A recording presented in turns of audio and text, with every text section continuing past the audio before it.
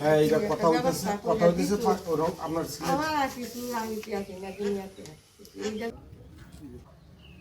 এটা আমাদের দেশের কাছে দিচ্ছে নাকি, তো ঠিক আছে। হ্যাঁ,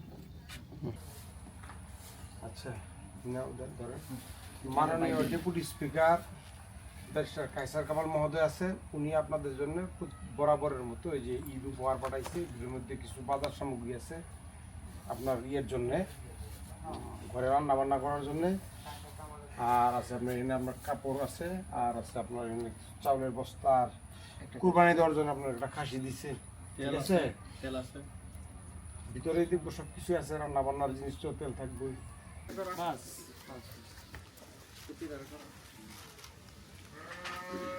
5ই আগস্ট আমার ভাই উত্তরা পূর্ব থানায় সামনে শহীদ হয়।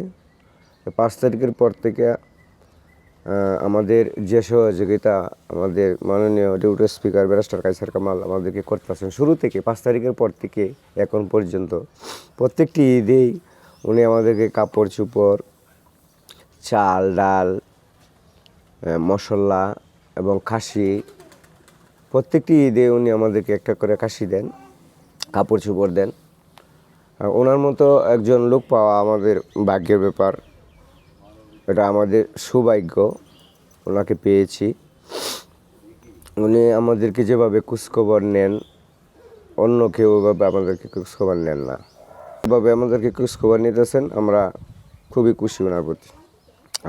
বাংলাদেশ জাতীয় সংসদের মাননীয় deputy speaker barrister Kaiser Kamal মহোদয় গত জুলাই 2024 আন্দোলনে দুর্গাপুর উপজেলা থেকে নিহত 4টি পরিবারকে প্রতি ঈদে এবং বিভিন্ন উৎসবে তাদের পরিবারকে নানান উপহার সামগ্রী দিয়ে থাকেন।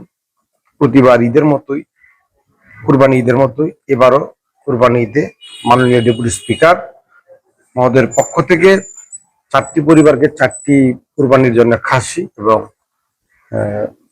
অন্যান্য মানে রান্নার উপযোগী এবং পরিধেয় কাপড় চোপড়, যা ঈদের নতুন কাপড় চোপড় উনি 4টি পরিবারকে দিচ্ছেন। এই নিহত পরিবারের প্রতি যেন সকলে দোয়া করে এবং আমাদের মাননীয় ডেপুটি স্পিকার মহোদয়ের জন্য সকলে যেন দোয়া করে, উনি যেন এরকম মানবদরদী কাজগুলো অব্যাহত রাখেন।